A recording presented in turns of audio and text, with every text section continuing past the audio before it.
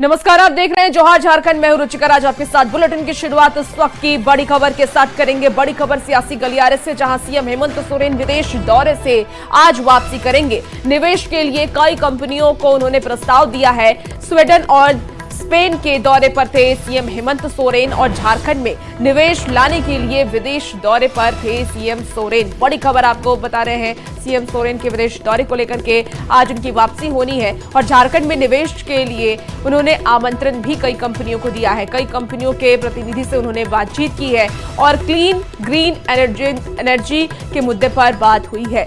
बड़ी खबर आपको बता रहे हैं, सीएम हेमंत सोरेन आज विदेश दौरे से वापस आएंगे। उन्होंने कई कंपनियों से वार्ता की है इस दौरान और कई कंपनियों को झारखंड में निवेश करने का मौका देने की बात कही है। उन्होंने कहा है कि आप लोगों को हम आमंत्रण दे रहे हैं कि आप झारखंड आए और झारखंड में निवेश करें।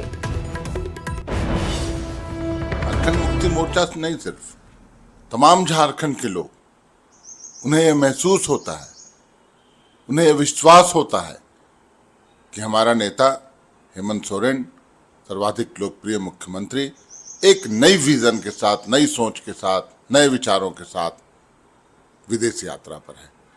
ये पुरानी सरकार नहीं है, हाथी उड़ाने वाली, मोमेंटम झारखंड करने वाली सरकार नहीं है। कई 100 करोड़ खर्च कर दिए गए थे बेवजह के। यहाँ पर सामने दिखता है, कई राउंड की बैठकें हुई, पूरा एक हाई लेवल कमेटी, पूरी टीम गई थी और विभिन्न आयामों, विभिन्न विषयों पर चर्चा हुई और सकारात्मक चर्चा हुई। निश्चित रूप से इसके फलाफल सकारात्मक आएंगे। टेस्ला जैसी कंपनी ने जब दिलचस्पी दिखाई तो आप खुद ही अंदाजा लगा सकते हैं कि इस दौरे में क्या कुछ हासिल होने वाला है। बिजनेस मीट किया था तो उसका कुछ, लेकिन हेमंत सोरेन जी विदेश गए हैं और उनका एक ही लक्ष्य है कि हमारे झारखंड में किसी भी तरीके से हमारे लोग बाहर ना जाए, पलायन नहीं हो।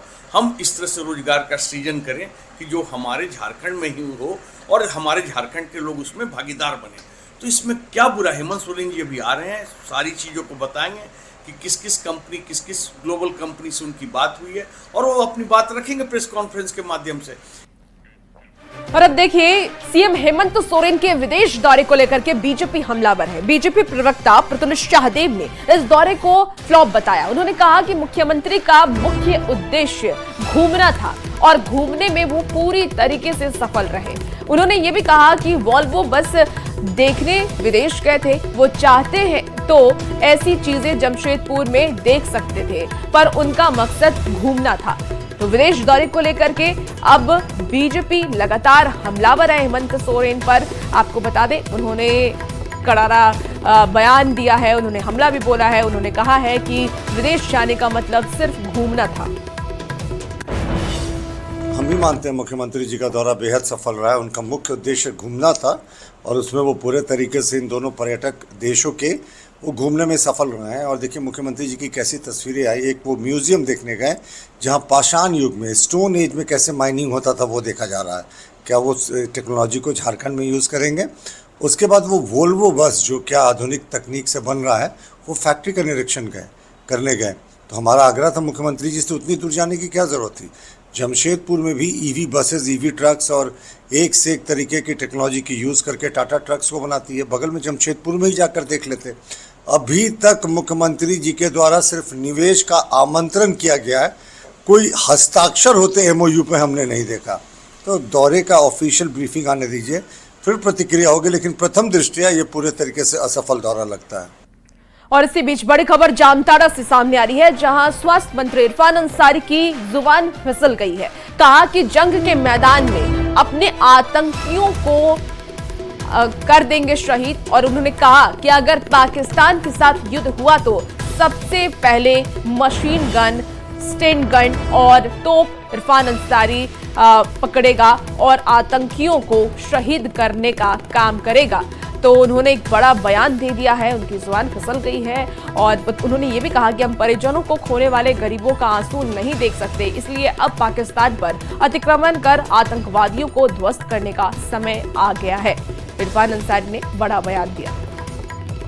समय है आतंकवादी को कड़ा मुकाबला करने की। जिसने भी ये कायराना हरकत किया है, जिसने भी जाली हरकत किया है, जालिम हरकत किया है, इसका विरोध करने का समय है। हम आपको सपोर्ट करने को चाहते हैं। राहुल गांधी सपोर्ट कर रहे हैं आपको, आप एक्शन लीजिए। प्रधानमंत्री जी आगे आइए, एक्शन लीजिए। आपका रोल क्या होगा? सबसे पहला मशीनगंज, स्टेनगंज तो इरफान अंसारी पकड़ेगा और हम अपने आतंकवादियों को शहीद करने का काम करेंगे। और बीजेपी सांसद निशिकांत दुबे के पाकिस्तान वाले बयान पर बवाल मचा हुआ है। जेएमएम और कांग्रेस ने निशिकांत दुबे पर हमला बोला है। उन्होंने ये बयानबाजी सिर्फ बड़बोलेपन है। उन्होंने ये कहा है, पहले ये बताए कि एक हफ्ते पहले सालगिरह मनाने कश्मीर किसके इशारे पर गए थे। कश्मीर दौरे का मतलब पहले उन्हें समझना होगा कि आखिर उन्होंने वहां किन किन से मुलाकात की। ये सारी चीज एक संयोग थी या फिर एक प्रयोग था। यहां तक कि यह 4 टुकड़े की बात करते हैं। अब इंदिरा गांधी की सरकार नहीं है कि टुकड़े किए जाएंगे। ये नरेंद्र मोदी जी का शासन है। यहां सिर्फ जुमलेबाजी होती है और आतंकवादी टहलते हुए घटना को अंजाम दे देते हैं।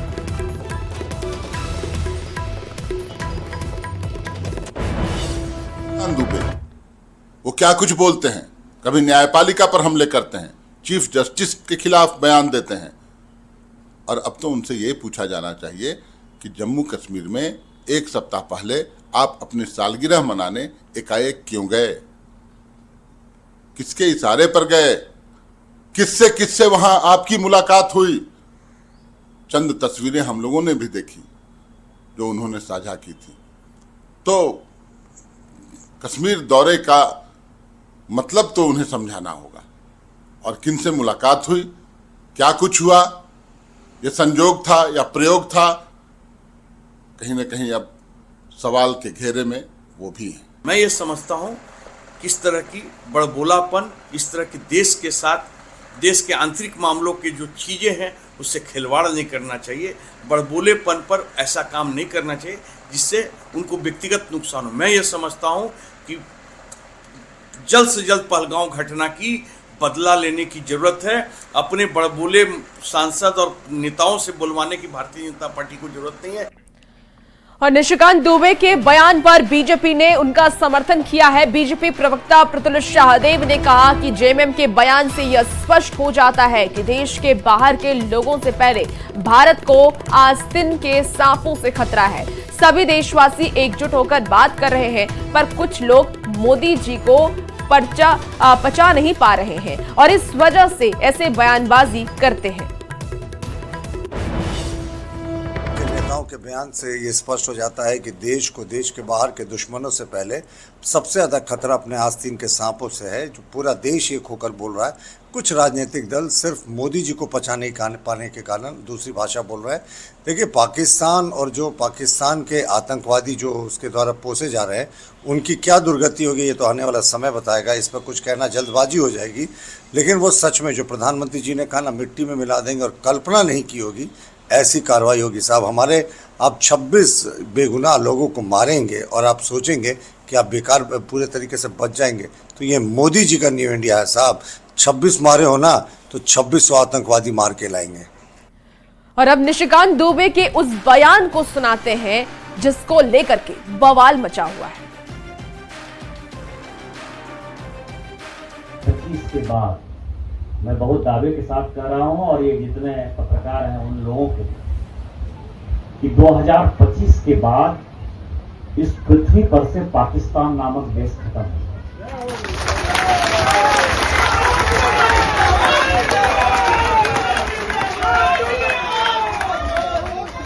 पाकिस्तान ने जो हमारा हिस्सा लिया है कश्मीर का, वो तो हमारा है, उसको तो हम वापस लेंगे। लेकिन पाकिस्तान खंडित होकर एक देश बनेगा जिसका नाम होगा बलूचिस्तान, दूसरा देश होगा जिसका नाम होगा पख्तूनिस्तान, और तीसरा होगा देश जिसका नाम होगा पंजाब। उसको 4 भाग में विभक्त यदि माननीय मोदी जी ने नहीं कहा किया इस 2025 में, तो फिर आप कहिएगा कि ये भारतीय जनता पार्टी वाले जो है झूठा आश्वासन देते हैं। पाकिस्तान खत्म हो जाए, यही मोदी की गारंटी है, यही विश्वास है। इसी कारण से वो तीसरी बार इस देश के प्रधानमंत्री बने हैं। पाकिस्तान के खिलाफ निशिकांत दुबे का एक और बयान सामने आया। सोशल मीडिया एक्स के जरिए उन्होंने एक पोस्ट किया और उसमें लिखा कि पाकिस्तानी आतंकवाद का एक नया चेहरा अब सामने आया। लगभग 5 लाख से ऊपर पाकिस्तानी लड़की भारत में शादी कर हिंदुस्तान में रह रही है। आज तक उनको भारत की नागरिकता नहीं मिली है। अंदर घुसे इन दुश्मनों से लड़ना कैसे? तो देखिए, निशिकांत दुबे का आपको एक्स पर पोस्ट दिखा रहे हैं जिसमें उन्होंने अपनी बातें रखी हैं। सोशल मीडिया के जरिए उन्होंने लिखा कि पाकिस्तानी आतंकवाद का एक नया चेहरा अब सामने आया है। लगभग 5 लाख से ऊपर पाकिस्तानी लड़की भारत में शादी करके हिंदुस्तान में रह रही है और इसे ही लेकर के उन्होंने ये पोस्ट किया है और उन्होंने ये भी साथ साथ लिखा है कि आज तक उनको भारत की नागरिकता नहीं मिली है। अंदर घुसे इन दुश्मनों से लड़ना कैसे? इसी बीच आपको एक और बड़ी खबर बताएं, जहां पहलगाम हमले को लेकर के जमशेदपुर में अलर्ट जारी किया गया है। टाटानगर रेलवे स्टेशन में सुरक्षा बढ़ा दी गई है। आने जाने वाले सभी यात्रियों की जांच की जा रही है। डॉग स्क्वाड की भी मदद ली जा रही है। तो यात्रियों के बैग से लेकर के उनके पहचान पत्र की जांच हो रही है। बड़ी खबर आपको बता रहे हैं, पहलगाम हमला हुआ 22 अप्रैल को और उसके बाद लगातार एक्शन में जो सुरक्षा बल हैं वो नजर आ रहे हैं। पहलगाम हमले को लेकर के जमशेदपुर में भी अलर्ट जारी किया गया है। टाटानगर रेलवे स्टेशन में सुरक्षा बढ़ा दी गई है। आने जाने वाले यात्रियों की अच्छे से जांच की जा रही है। डॉग स्क्वाड की टीम की भी मदद ली जा रही है।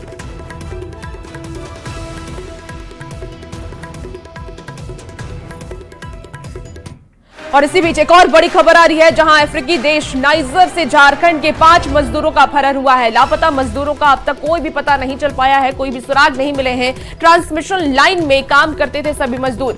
परिजनों ने विदेश मंत्रालय से मदद मांगी है। जानकारी के मुताबिक जो वजह सामने आ रही है कि वेस्ट अफ्रीकन कंट्री नाइजर में काम के दौरान आतंकी हमला हुआ, जिसके बाद बगोदर के 5 लोग गायब हैं। तो इस वक्त की आपको एक बड़ी खबर बता रहे हैं, जहां नाइजर से झारखंड के 5 मजदूर लापता हैं। मजदूरों का अपहरण हुआ है। अब तक उनका कोई भी सुराग नहीं मिल पाया है। परिजन ने विदेश मंत्रालय से मदद की गुहार भी लगाई है। तस्वीरें भी आपको टीवी स्क्रीन पर ये 2 तस्वीरें दिखा रहे हैं। देखिए, अफ्रीकी देश नाइजर से झारखंड के 5 मजदूरों का अपहरण हुआ है। लापता मजदूरों का अब तक कोई भी सुराग नहीं मिल पाया है और उनके जो परिवारजन हैं वो अब विदेश मंत्रालय से मदद की गुहार लगा रहे हैं। 2024 में अपने देश भारत से साउथ अफ्रीका के देश नाइजीरिया काम करने के लिए गए हुए थे। उनका 25 अप्रैल 2025 को उन लोगों का हम लोगों से लास्ट बात हुआ है। उसके बाद उनका फ़ोन स्विच ऑफ आ रहा है, फ़ोन नहीं लग रहा है। उनके साथ गए हुए साथियों से पता चला है कि काम करने के दौरान वहाँ कुछ बाइक से कुछ गुंडे आए और उन लोगों को किडनैप करके ले गए हुए हैं। हम टिफिन खाए के और एका करके खड़ा हल और एल थी गुरबाजी एल थी ढार है कने पुलिस के 13 गो आदमी मार दिया। अच्छा। एखनी अपन जान बचवे खातिर एपापी दौड़ला तब कुछ गढ़ा ने कुछ बला ने कुछ नला ने नुकाई गला और जे वो फलजीत हलो से आगे आगे दौड़े लागल। हमर 2-3 गो लड़का थू, हमर बड़का बेटवा से जाके यो कने झोपड़ी हले से झोपड़िया रुक गल थे। या नहीं जानी उन्हें पकड़ के ले गए कि आगे फलजीत पकड़ाइले। वो बयान कह दिले कि 2 आदमी हुआ घुसा है, तब अखन पकड़ के ले गए। पश्चिमी अफ्रीका के नाइजर में प्रवासी मजदूर जहां काम करते हैं, झारखंड के भी, वहां ट्रांसमिशन लाइन में कार्य चल रहा था, जिसमें वहां पे एक हथियारबंद दस्ते ने हमला किया और जो प्रारंभिक सूचना है कि उसमें 12 वहां के सुरक्षा पर्सन भी मारे गए हैं और कई प्रवासी मजदूर जो है उस घटना के बाद से मिसिंग हैं, जिसमें से झारखंड के गिरिडीह जिले के बगोदर प्रखंड के दोंदलो और मुंडरो गांव के 5 प्रवासी श्रमिक जो वहां कार्य कर रहे थे वह भी घटना के बाद से मिसिंग है। संजय और रांची से आपको बड़ी खबर बताएं, जहां अपराधियों ने घर पर फायरिंग की है। रंगदारी न देने पर यह फायरिंग की गई है। अपराधियों ने 25 लाख रुपए की रंगदारी मांगी। मामला दर्ज कर आगे की कार्रवाई में पुलिस जुटी हुई है। संगठन का नाम और हथियार खरीदने के नाम पर अपराधियों ने ये रंगदारी मांगी। आपको बता दें कि सुभाष गुप्ता से 25 लाख की रंगदारी मांगी गई है। बड़ी खबर आपको राजधानी रांची से बता रहे हैं, जहां अपराधी बेलगाम हो चुके हैं। अपराधियों ने 25 लाख रुपए की रंगदारी मांगी है और मामला दर्ज कर आगे की कार्रवाई में पुलिस जुटी हुई है।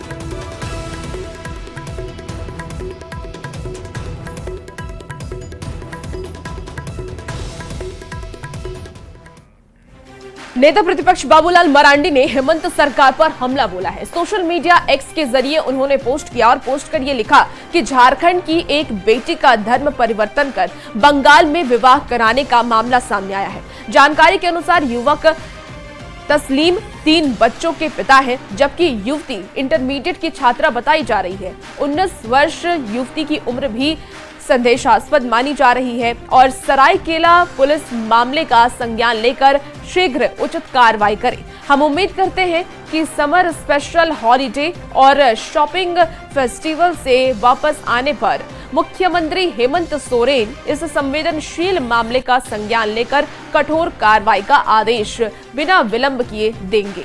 तो बाबूलाल मरांडी का ये पोस्ट हम आपको टीवी स्क्रीन पर दिखा भी रहे हैं, जो उन्होंने एक्स के माध्यम से किया है और उन्होंने सीधे सीधे हेमंत सोरेन पर निशाना भी साधा और उन्होंने कहा कि हम ये उम्मीद करते हैं कि जब वो विदेश दौरे से आए तब वो इस मामले पर कठोर कार्रवाई करें, उसको लेकर के संज्ञान लें।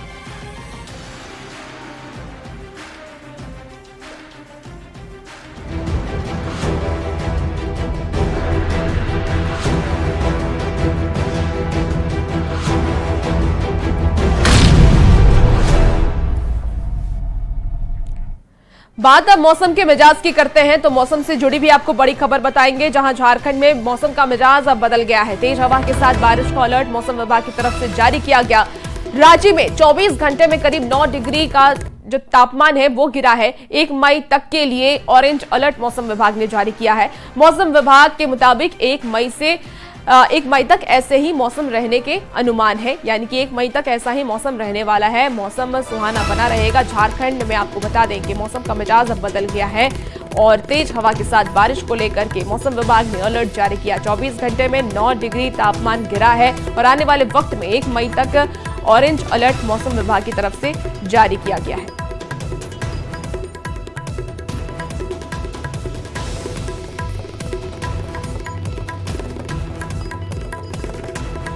1 मई तक ऐसे ही मौसम रहने वाला है। आईएमडी ने ये अलर्ट जारी किया है और साथ ही साथ मौसम विभाग ने लोगों से ये अपील भी की है कि वो अपना खास ध्यान भी रखें। झारखंड में मौसम विभाग ने अगले 1 मई तक के लिए ऑरेंज और येलो अलर्ट जारी कर दिया है। मौसम पूर्वानुमान की माने तो आज राज्य के कई हिस्से में 50 से 60 किलोमीटर प्रति घंटा की रफ्तार से हवा चल सकती है और आज के लिए मौसम के इस अलर्ट को लेकर मौसम विभाग ने ऑरेंज अलर्ट जारी किया है। अगर मौसम पूर्वानुमान की माने तो आज से लेकर 1 तारीख तक राज्य के अलग अलग हिस्से में बरसात और तेज हवा चल सकती है।